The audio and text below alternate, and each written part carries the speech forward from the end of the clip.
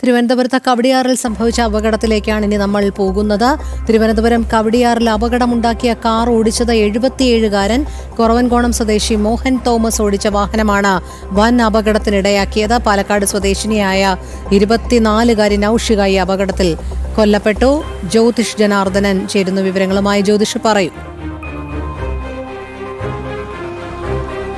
രോഹിണി, രാവിലെ 10:30-യോടെയാണ് ഈ അപകടം കവടിയാറിൽ സംഭവിച്ചത്. കുറവൻകോണത്ത് നിന്ന് വന്ന 77 വയസ്സുകാരനായ മോഹൻ തോമസ് ആണ് ഈ അപകടത്തിൽപ്പെട്ട ക്രെറ്റ കാർ ഓടിച്ചിരുന്നതെന്നാണ് ഇപ്പോൾ നമുക്ക് ലഭ്യമാകുന്ന വിവരങ്ങൾ.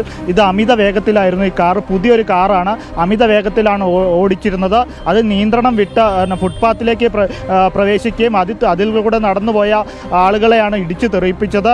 അതിൽ ഇപ്പോൾ ഒരു കുടുംബത്തിലെ 2 പേർ, അതായത് ഭാര്യയും ഭർത്താവും, 24 വയസ്സുള്ള ആഷിക്കയാണ് ഇപ്പോൾ 24 വയസ്സുള്ള നൌഷികയാണ് ഇപ്പോൾ മരണപ്പെട്ടിരിക്കുന്നത്.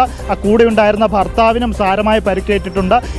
ഈ നൌഷിക പാലക്കാട് സ്വദേശിനിയാണ്. ഇവർക്ക് ആക്സിസ് ബാങ്കിൽ, കവടിയാറുള്ള ആക്സിസ് ബാങ്കിൽ ഒരു ഇൻ്റർവ്യൂവിൻ്റെ ഭാഗമായിട്ട് എത്തിയിരുന്നായിരുന്നു. ഇൻ്റർവ്യൂ കഴിഞ്ഞ് പുറത്തേക്ക് ഇറങ്ങി വരുന്ന ഫുട്പാത്തിലൂടെ നടന്നു വന്ന സമയത്താണ് ഈ അമിത വേഗത്തിൽ വന്ന വാഹനം നിയന്ത്രണം വിട്ട് ഇവരെ ഇടിച്ചു തെറിപ്പിച്ചത്. കൂടാതെ 8ഓളം പേരെ ഇടിച്ചു തെറിപ്പിച്ചിട്ടുണ്ട്. കൂടാതെ 3 കാറും അതുപോലെ തന്നെ 2 ബൈക്കും ആണ് ഈ അപകടത്തിൽപ്പെട്ടിരുന്ന. വലിയൊരു കൂട്ടയിടിയാണ് കവടിയാറിൽ ഉണ്ടായിരിക്കുന്നത്.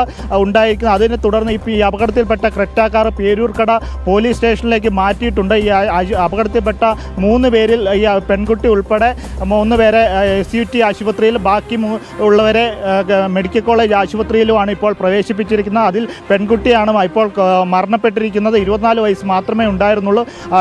കൂടാതെ വലിയൊരു അപകടമാണ് ഉണ്ടായിരിക്കുന്നത്. ഇത് സംബന്ധിച്ചുള്ള കൂടുതൽ വിശദാംശങ്ങൾ, അപകടത്തിൽപ്പെട്ടവരെ സംബന്ധിച്ചുള്ള വിശദാംശങ്ങൾ ലഭ്യമായി വരുന്നുള്ളൂ. സമീപത്തുള്ള CCTV ദൃശ്യങ്ങളും ഇപ്പോൾ പോലീസ് ശേഖരിക്കുന്നുണ്ട്. രോഹിണി, ശരി, ജ്യോതിഷാണ് വിവരങ്ങൾ നൽകിയത്.